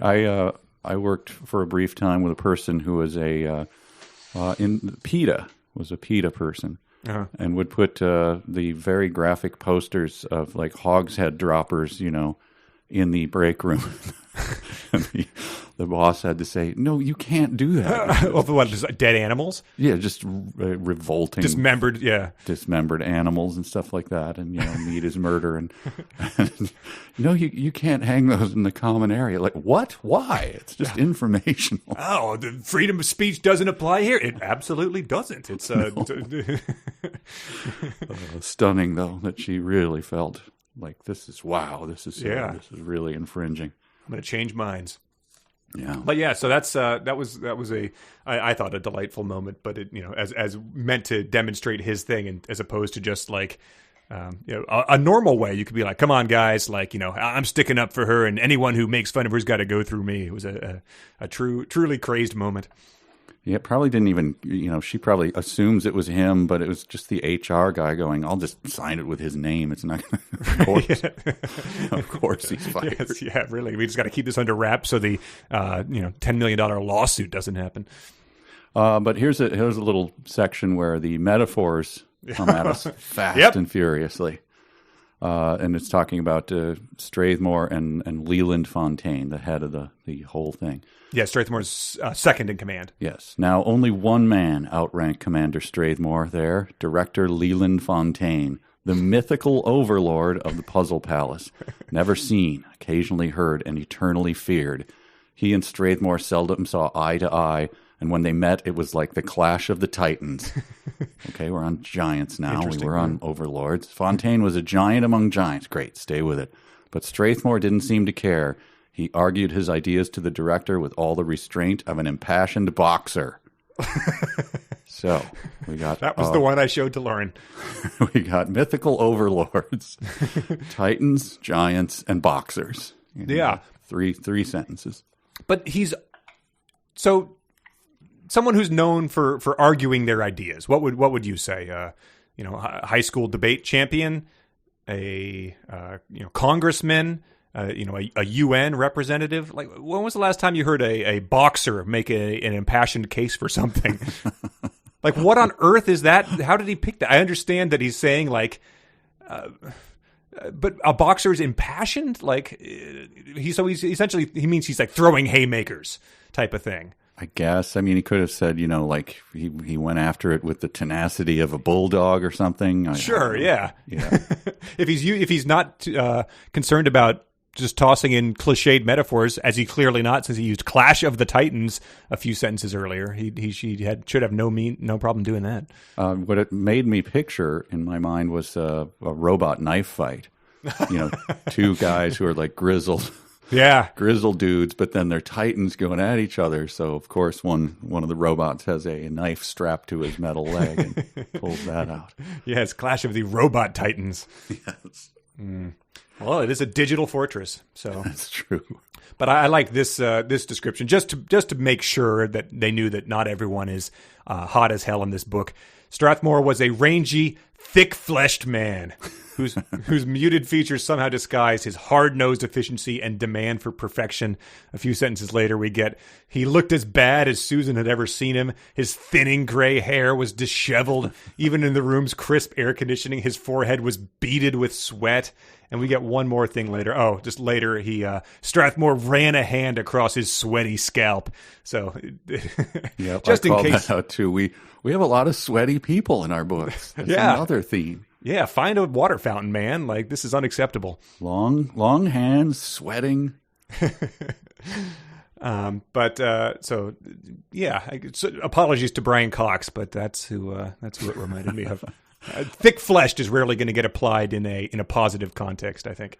Well, I wonder when his photo went up, when they Photoshop someone's head on his body, and put it up. Jabba the Hutt. Thick-fleshed. This is funny that the thought of civilian privacy rights gets a chuckle from Susan. Strathmore shrugged. The usual, the EFF's all over me. Civilian privacy rights again. Susan chuckled. those idiots.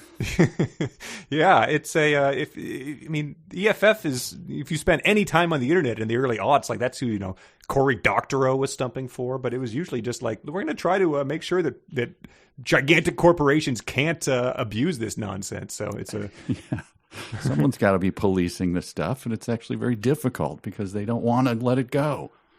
But the chuckle is just one of the many reactions Susan has to what he's laying down. I sort of started noticing them, and just I collected them all sort of back to back. So he gives her some bad news, but these are some of the many reactions she had. So imagine it's an Estee Lauder model, right? But she's just acting like a Three Stooge here, or like a Charlie Callis.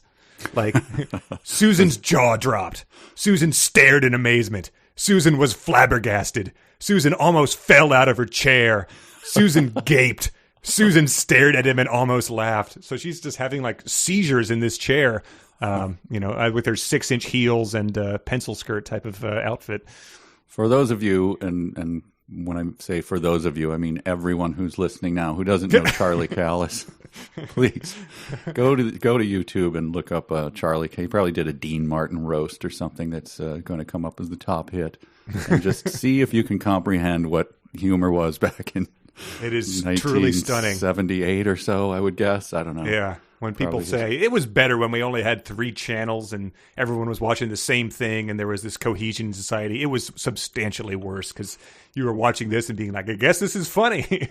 Yep. I want your reactions to Charlie Callis. I look for those in the emails. I know him because we compared Shia LaBeouf's performance in Transformers to him as he's stammering and sweating and yelling. It's very much like that. I think you missed one. It's towards the end. Susan's face was a blank only an instant before going white. So, yeah, she's doing all the things here. Right. She also knows what she's doing, I think, talking to this sweaty, thick-fleshed man, because she comes in and she's just like, what's this emergency? It sounds like business as usual. What's the big emergency you got me out of the tub for? So she's probably like pulling, Sharon Stones as well on this father figure of hers to try to get him to go to bat for her. So I don't have much on this chapter because it's one long sort of jargon-filled description of that this Ensa, what is his name? Sorry. Ensai Tancado came up with an unbreakable code. So yes. That's all we get. Yeah. And I think this might be where they say that the code is called Digital Fortress, and essentially it self-encrypts. That's all you need to know about it, and that means that it won't. The translator will never know when it solved it because it self-encrypts, and so it's been running for 15 hours, and that's it's in violation of the Bergovsky principle, which means that every code must be breakable. But some of the jargon I noted was Well, sir, I tried an algorithm last March with a segmented million-bit key, illegal looping function, cellular automata, the works. Have you checked for error flags? Maybe translator hit a glitch. The run's clean, but the pass key must be huge. So I'm just imagining that as a episode of CSI or whatever, like their enhanced type of jargon. Oh, yeah. Here we go. Here's a run of it, the jargon. PGP, Diffie, Hellman, Zip, Idea, EI, Gamal. Translator broke all of them. Sorry, translator broke all of them. DSA. And then we get a little thing on Josef Harna, a Hungarian mathematician, and on and on. So anyway. Oh, is that the principle of the safe? Yes. Yes, Harna's safe. The point being, the whole chapter was to establish the MacGuffin. We have this thing will kill us all. We have to have this. So that's basically what that set up. And you said Diffie Hellman, so that's a real thing. That's a real thing, and that's why he went to the. That was his in, I assume, on the. Got it. All right. The fanfic to make it mayonnaise based. But yeah, so he's essentially put this up. Well, I think we get to that later. What he's about to do with it. But we move on to chapter 6, where we get some of Tenkado's backstory. Yeah, finally we get a picture of this guy. Yeah, which is I found pretty entertaining. So he, let's see. Well, you start, because I think mine is not till a little later. Okay. I mean, it says his backstory was that his mom traveled to Hiroshima to work as a nurse, and it was there, post, A-bomb. It was there she became one of the Hibakusha, the radiated people. 19 years later, at the age of 36, she lay in the delivery room bleeding internally. She knew she was finally going to die. What she did not know was that her death would spare her the final horror. Her only child was to be born deformed. That was getting kind of harsh. Yeah, that is deeply harsh. And then his father is bewildered by the loss of his wife and shamed by the arrival of what the nurses told him was an imperfect child who would probably not survive the night. He disappeared from the hospital and never came back. So, Tenkado's had a rough go of it, but he doesn't really... always look on the bright side. He instead, every night, Tenkado stared down at the twisted fingers holding his Daruma wish doll and swore he'd have revenge. Revenge against the country that had stolen his mother and shamed his father into abandoning him.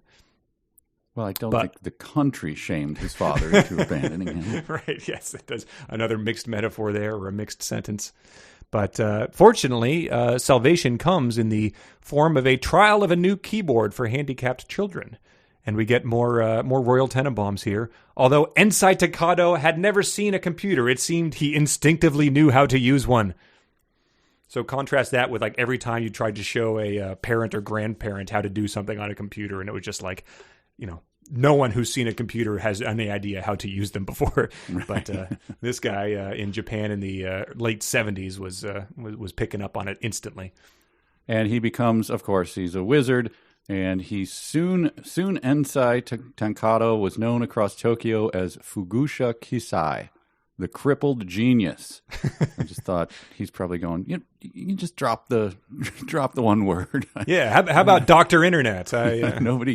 Nobody is aware of you. All you're seeing is the output. You're not watching me do it with my crippled hands, so you don't have to bring it up. Right. Yes. It's not Mordecai Three-Fingered Brown in the 20s. This is, again, doesn't seem appropriate. I got a really good a deal on a car from this used car salesman. Ugly Dan, I call him. I wouldn't even know that if you didn't bring it up. So. But I liked this detail too. So he's been, every night he's staring at his twisted fingers as he prays for America's death. And then we get this. Tenkado eventually read about Pearl Harbor and Japanese war crimes, and his hatred of America slowly faded. So did he think that the A-bomb was just like Harry Truman was twiddling his thumbs and was like, you know what we should do? There was a bit of a lead up to it, regardless of what you think about it. So it faded, and he became a devout Buddhist. Yeah.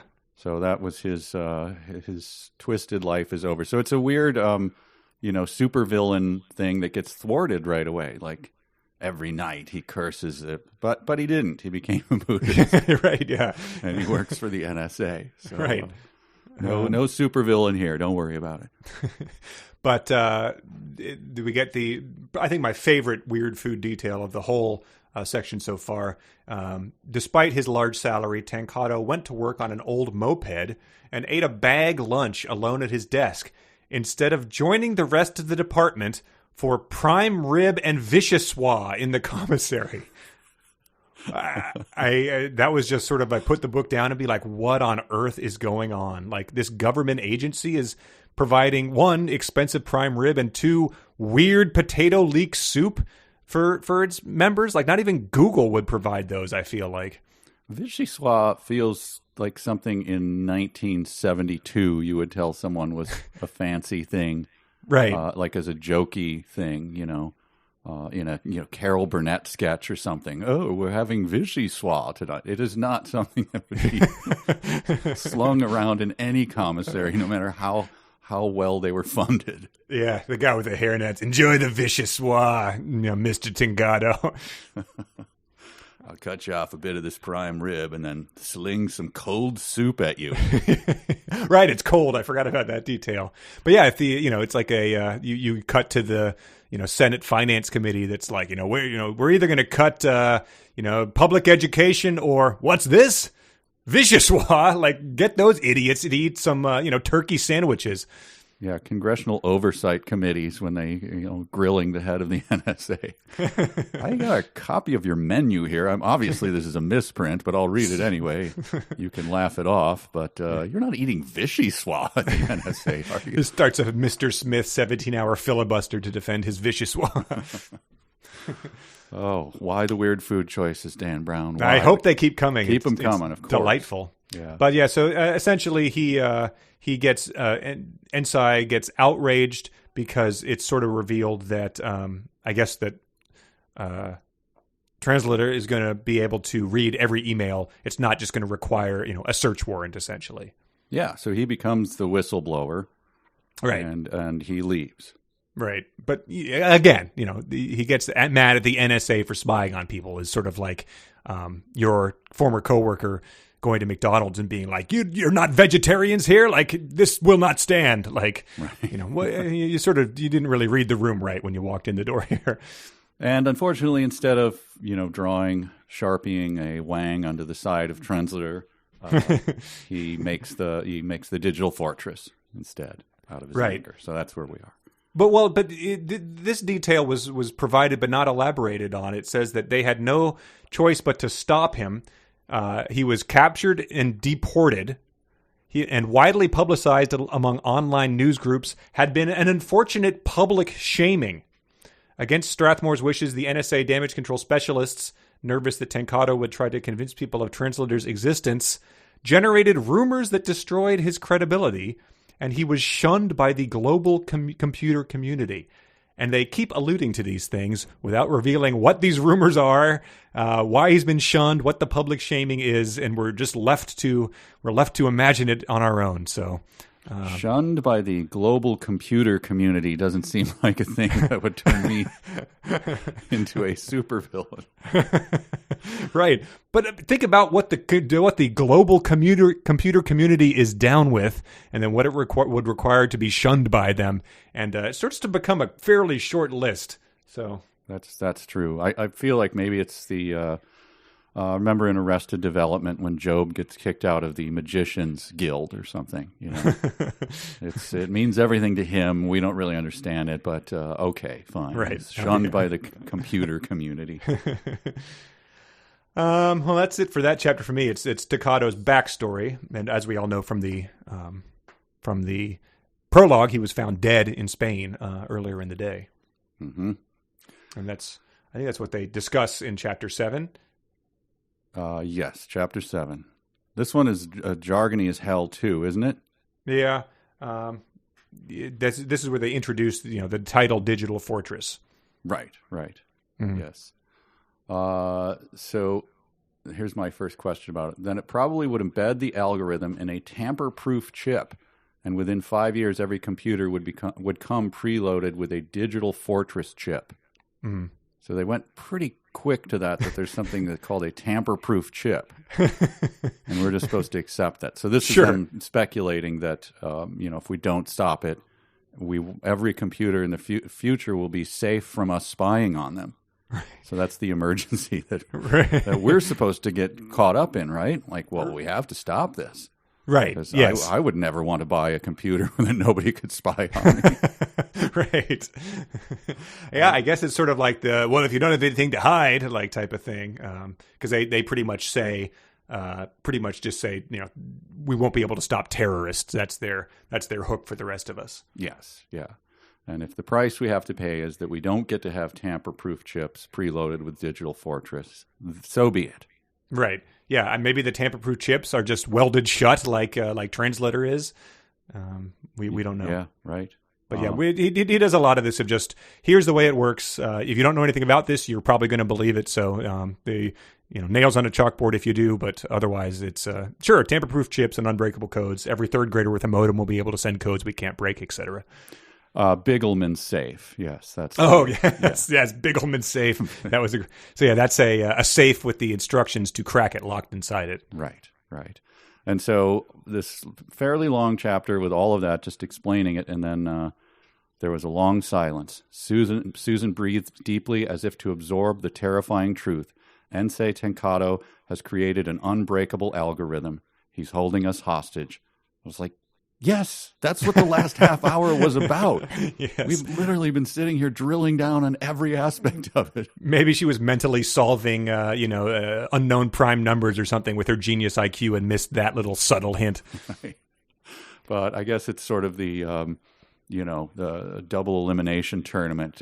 Folks, in case you missed it, in case all of this started to look like a haze of gibberish in front of you, this is what I'm saying. Yeah, it is. It's holding exactly us that. Hostage. But yeah, so he's Digital Fortress is encrypted with itself. He's posted it on his website already, but he wants to auction off the key to the highest bidder, which causes Susan to pull in a long breath and also makes her stomach tighten.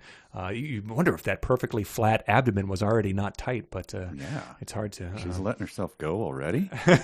She's probably you can't drink too many quarts of orange juice would be my caution to her. This thing made me laugh as a reaction out of context.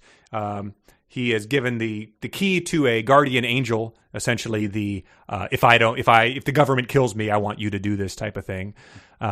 Strathmore says the guardian will post it on the internet, puts it in the newspaper, on billboards. In effect, he gives it away. Susan's eyes widened. Free downloads?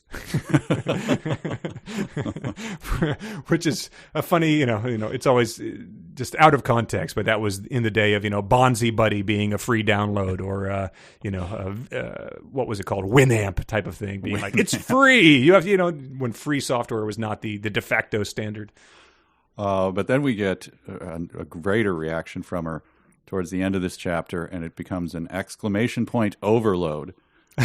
She suddenly stood. Her voice was determined. We must contact Tenkado.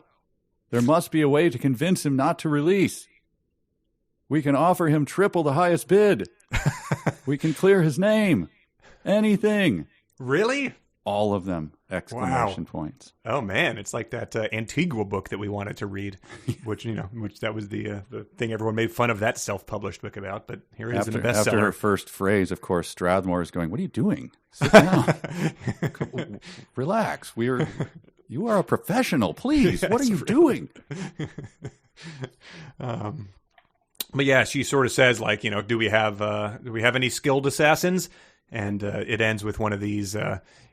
I didn't have the exact same thing, but he's like, that won't be necessary. Ensei Tenkado was found dead in Spain this morning. Yeah, he took a deep breath. Too late. He took a deep breath. He wrung out his sweat towel into his garbage can, and the plip-plop it made was as revolting as his bulbous nose. His hair shot out in every direction. Yeah. Somehow his hair was both sweaty and flying away wildly. And yes, we mean out of his ears, too. Oh. All right. Well, that's all I got for Chapter 7. Yeah, and then we have another very brief one of Chapter 8, which Goes back to David Becker, our chiseled Greek god of a squash player who we'd forgotten about it for a while here, but it's revealed where he was headed, and that was to Sevilla, Spain. Mm-hmm. But what is he doing on the plane as he lands? He's tossing back the last of his cranberry juice and put the glass on the wet bar and scooped up his suit coat. But here's a detail that struck me as funny. So Becker stood and stretched. After unlatching the overhead compartment, he remembered he had no luggage. I didn't notice that. That's not something that we do. But there had been no time to pack. It didn't matter. He'd been promised the trip would be brief, in and out. And I just thought, this is the guy who washes his head in a drinking fountain. I think he'll be fine, stopping at a CVS and, right, yeah, and grabbing a few things for a few hours. Deodorant and wet nap shower. Yeah. He's so fastidious, but so funny that you forget that you didn't have luggage. Like you open the compartment. This was an interesting peek into his worldview as well. So he's been flown on a private jet to Europe, and when he lands, I guess the only person that he has contact with is the pilot, who presents him with an envelope and says, this is your payment. Becker thumbed through the thickest stack of reddish bills. What the? Local currency, the pilot offered flatly. I know what it is, Becker stammered, but it's too much. All I need is taxi fare. Becker did the conversion in his head. What's in here is worth thousands of dollars. And I just wondered, in what scenario would you say that to the guy who drove you somewhere?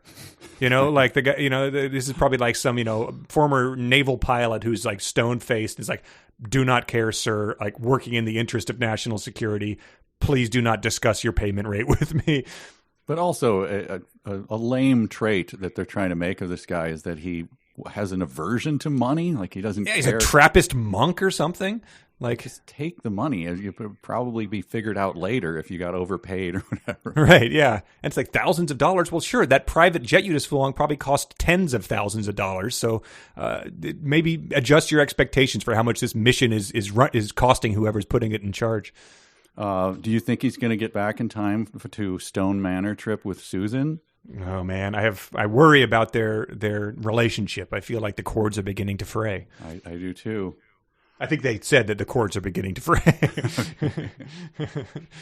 Chapter 9. Yep, that's it. This is the last chapter of the section, and this one introduces a new character, system security guy Chartrukian. Yeah. Chartrukian. Is that Armenian name? Chartrukian? Could be. It sounds like Armin Tanzarian from The Simpsons.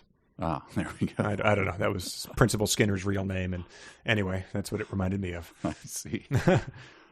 So yeah, he walks into the room. I don't have a ton of notes for this. I don't either. But yeah, he notices that. I guess I'm not sure if Susan and Strathmore are still in the office, but he walks in, notices that the workstation of Translator is unmanned, and he says that there's one thing he knew for certain: if Strathmore found out this SysSec lab was unmanned, it would cost the absent rookie his job. So I just wondered if they were going to post pictures of him in just panties somewhere to spread these awful rumors and get him shunned by the global community or whatever they did to Tenkado. We do get from Chartrukian a few Kleinian things. Chartrukian felt himself break a sweat. Ooh, wow. He didn't break a sweat. He felt himself. Wow. He's stepping away from his own reality there. And then this was an analogy that struck me as not really necessary, but here it is stuck in there. Snooping data was a lot like having indiscriminate sex. Protection or no protection, sooner or later you caught something. Is that how it works? Is that the... I mean, really? Sure. All right. But this was another thing that I thought was going to be seeing a lot of in this book. It's sort of along the same lines as that of feeling yourself break a sweat. As if in slow motion, he set down the phone and stared in open-mouth wonder. So you've got that of the person on the other line doing the hello, and he's, oh my God, as Matrix text is scrolling past on his screen. Right.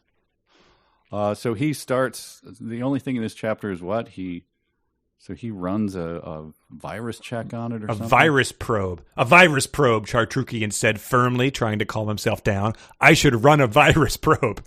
So that's something that this NSA expert is saying out loud to himself.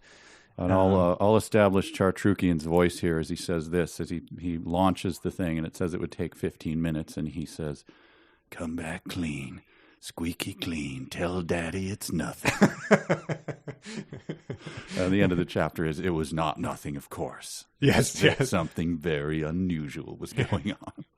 Tell Daddy that he hasn't caught a virus from indiscriminate sex. Protection or no protection. Daddy's going no protection, but he knows sooner or later he's going to catch something." I'd hope somebody was over his shoulder as he was doing that. Paul? Hey, Chartruk, what's Chart who's man. Daddy? Who are you talking to there, buddy? What's the name of that Andy Daly character? Oh, what is that? I can't. Come on, virus probe, a little something for Daddy. Something for Daddy. But yeah, he says he sensed it was not nothing. Instinct told him something very unusual was going on inside the great decoding beast. Who later on we learn some guy wants to pin our heroine up against it, and that Daddy doesn't want nothing. That Daddy wants something. I wish they hadn't welded that part shut. I'd like to pin her up against that too. Oh my God. Oh boy. On that note, wow. Yeah. That's the end of our section this time. That was 62 pages in our trade paperbacks, which are a very strange trim size.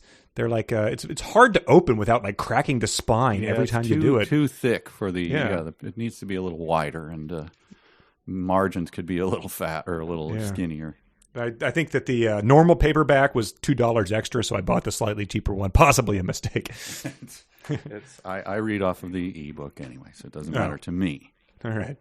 Well, we'll have to find the assignment for next time, but that was like 13,000 words, and I thought that was a fairly decent, easy to read section. Yeah, but I wouldn't go more. Okay. Well, we'll post it in the show notes. Let's do the dumb sentence of the week. A sentence begins with a capital letter. A capital letter is a letter that's big. A capital letter is not a small letter. A capital letter is big, big, big. A sentence ends with a period or an exclamation. Feels like it's been a while since we've heard that, gentlemen. Yeah, you know what someone pointed out is that that was the length of time during all those memes early on in the coronavirus thing. That was the amount of time that it would take to properly wash your hands. The first verse or something of the sentence song. So that'd be great if that was the official government recommendation. So this is the dumb sentences of our week sent in by listeners. Obviously, we got a ton of these because there was a lot of dumb sentences. We've touched on some of them, but we will go through and then give you some of our own. The first one was Patrick submitted, trailing her was the faint scent of Johnson's baby powder. We talked about that, but Patrick added on this his own little tweak here. He said, presumably the guard, intimately familiar with it and redolent of his own talc screw. Thank you. Augusta submitted, Susan found herself, this is I think in reference to their date and their banter, Susan found herself laughing more than she'd ever thought possible.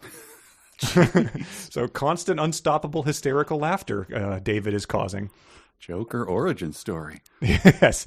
Tom H., Con, and Janelle all submitted Susan Fletcher's legs. That was a popular one, obviously. This is Carrie submitted. This is another from the exact same thing as two of the first three. But finally, the security guard shook his head as she disappeared in the distance. And it said, Carrie wrote it. I think Carrie's a he. She did not disappear in the distance. She went around a corner or a door. The hallway's not long enough for her to become too small for his eyes to resolve, which is another funny way to think about that.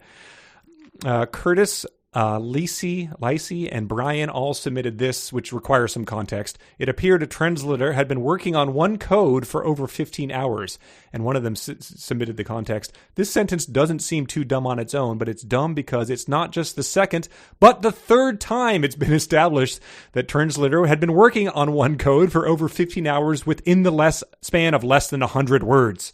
Wow. Yeah, I think I saw that was repeated, but that's amazing. Yes.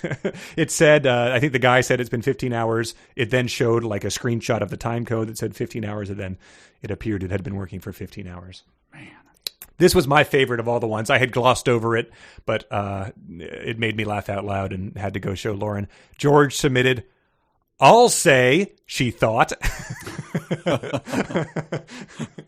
That is good. You have to tip your hat to that one. Like that's like in a, I wouldn't have been able to come up with it, but it's beyond parody.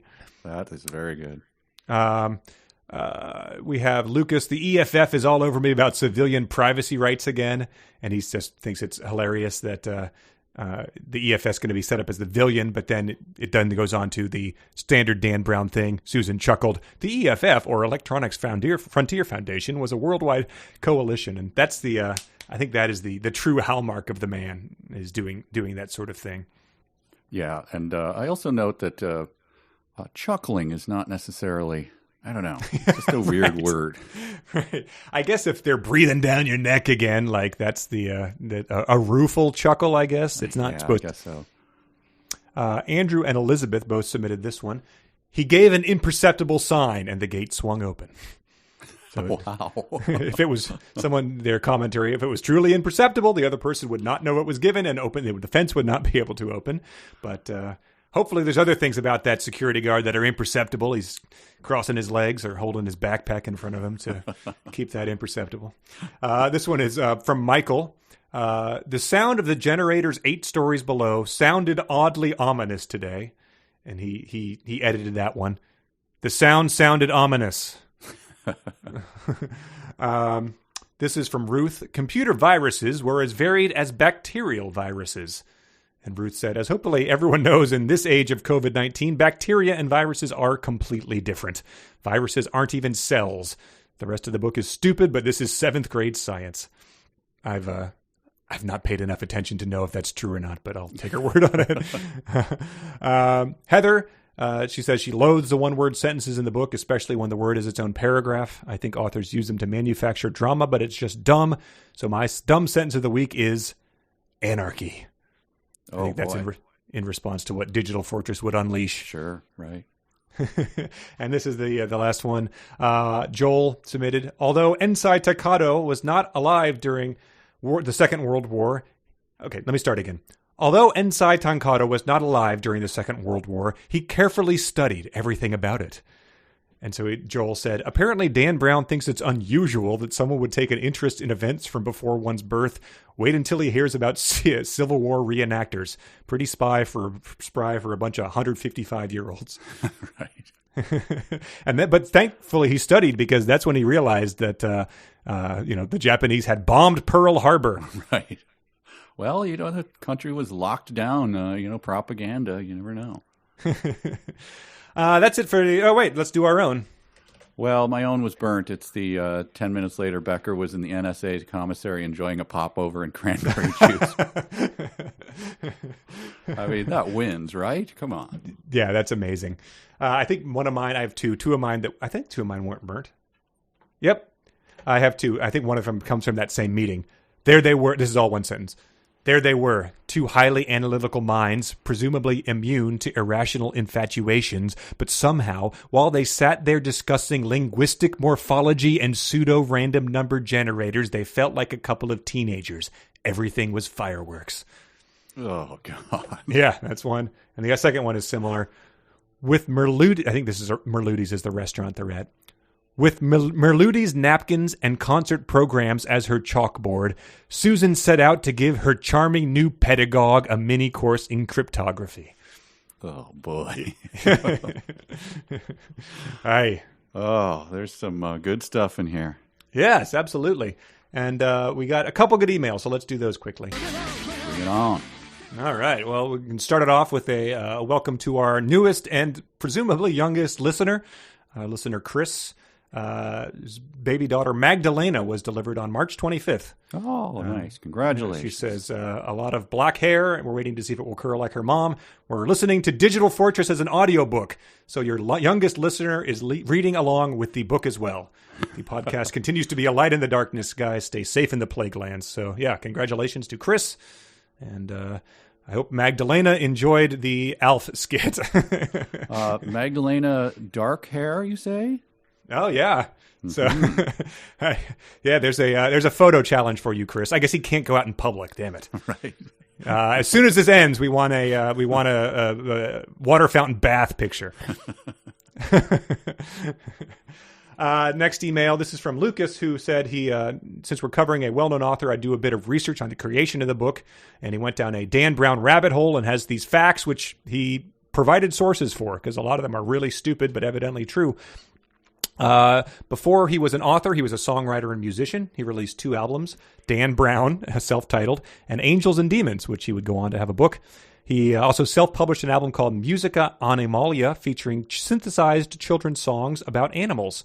According to Brown, one of his songs was played during the opening festival of the 96 Summer Olympics in Atlanta, but Lucas could not corroborate this. Wow, I had no idea. Did you? Yeah, no, I had no idea, but I'm going to have to track down Musica Animalia, or better yet, if someone finds a lowlight from that, please send it to us. Yes. Before Digital Fortress, Brown co-authored a satirical book with his wife called 187 Men to Avoid, a survival guide for the romantically frustrated woman, under the pseudonym Danielle Brown. I would say that Hale, the sexually frustrated Carpaccio fan, might be one of those 187 men to avoid. According to Brown, he went to a cryptographic news group and contacted several people claiming to be ex-NSA offers as he was writing this. He also claims he often received angry emails over how unrealistic Digital Fortress was, so he had to prove to people that what he was writing about was true. He likes to solve writer's block by hanging upside down using gravity boots. What? Why is that a fact that's out there? His words, hanging upside down seems to help me solve plot challenges by shifting my entire perspective. Oh, boy. So there's our author. Wow. We have two emails. One is 2 more emails, sorry. One is from Josh, who's a Patreon supporter. Hey guys, Digital Fortress is a bit of a treat for me. When I worked in the Air Force and the DoD, I specialized in signals intelligence analysis. The NSA handles SIGINT, and anyone working in the field is subordinate, even if you don't work at Fort Meade. I worked in that field for 15 years, and I've been to the NSA. Dan Brown gets some of the basic... And this might have been the same guy who posted the gay chicken challenge. Really? From our previous one. Yeah. But maybe, don't quote me on that. Dan Brown gets some of the basic unclassified science right, which nowadays is a simple Wikipedia away. Though what cracks me up most of his depiction is if the NSA itself leading the reader to believe it's a shining palace full of James Bond-type crypto sleuths. The truth is far less glamorous. Some of the coolest missions at NSA have offices in the basement of the building where the hallways come equipped with exposed pipes and wires. Code breakers are much more likely to be found roaming the halls wearing Star Trek communicator pins while staring intensely at their own shoes that they are to be flitting about and wooing visitors at the food court. Speaking of which, the food court is literally what you would find at a mall, which isn't bad, all things considered. Women are not an uncommon sight, whether they're conventionally attractive or not. But hey, maybe he's confused the NSA for Albania. So yeah, it doesn't sound like Vichyssoise and prime rib are going to be on the menu. There are no food court stores that serve Vichyssoise that I have ever been aware of. Yeah, I don't know. It could be a side at hot dog on a stick. That's true. And for our final email is from Megan. She's gotten a little guessing game that we can end on. Oh, okay. I absolutely got stuck on the hard number Brown gives out for Susan Fletcher's IQ, 170. When provided with quantifiable details like this, I find it impossible to let go without finding real-world examples of where our hot nerd genius would line up with other actual intelligent people throughout history. So I Googled a few IQs of a few people and wrote down the first answer. So it isn't deeply researched, but thought it might be interesting if you wanted to guess and see where she ranks in relation to all these people. So I'll just give you the people. You just say higher or lower. Okay. Galileo. Higher. So you think Susan is higher than, or you think Galileo? No, Galileo higher. Okay. Immanuel Kant. I'm going to say lower. René Descartes. Higher, because I think he was polymath too. So. Okay. Charles Darwin. I'm going to say lower. Ludwig van Beethoven. I don't know if anyone's quantified it. I would say higher, but... Okay. Ashton Kutcher. I would say lower, but Okay. I think he's intelligent. Stephen Hawking. The same. Okay. Albert Einstein. Higher, I think. Okay. Ben Stein of Ben Stein's Money. The same. I think he's like a Mensa type, right? Yeah. You say lower. Same. Oh, same. Equal. Got Yes. it. Bobby Fischer. Lower. And Thomas Edison. Lower. Okay. Well, I read those in descending order. So the way the list would actually work would be Galileo 185, Immanuel Kant 185, Descartes 180, Susan Fletcher 170, Charles Darwin 165, Beethoven 165, Kutcher and Hawking both at 160. Oh, and Einstein. And then Ben Stein and Bobby Fischer at 150 and Thomas Edison at 145. Okay. So you got Kant, Darwin, Kutcher, Hawking, Fisher, and Edison correct, I think, on there. But she's up there with some titans. I had read once that I think Goethe is thought to have. I mean, and all of this is utter speculation. Sure, yeah, right, yeah. But like 195 is possible or something. Well, I mean, I think the IQ test I took in second grade was like, put these 3 comic strip panels in order type of thing. Or like, what does this shape look like from the front and then above? So like, how do you apply that to Galileo at 185? Wow, I'm getting pinged on my phone. You got to keep it on these days, Yeah, a good sign to wrap up, probably. Yeah, exactly. All right, well, thanks for joining us, everybody. This has been really fun. It's going to be a fun book, I think. And thanks Patreon people for sticking with us through all of this. Yeah, absolutely. And, everyone should stay safe and hope everyone is. So yeah, be well. There's 372 pages. We'll be back soon. Peace.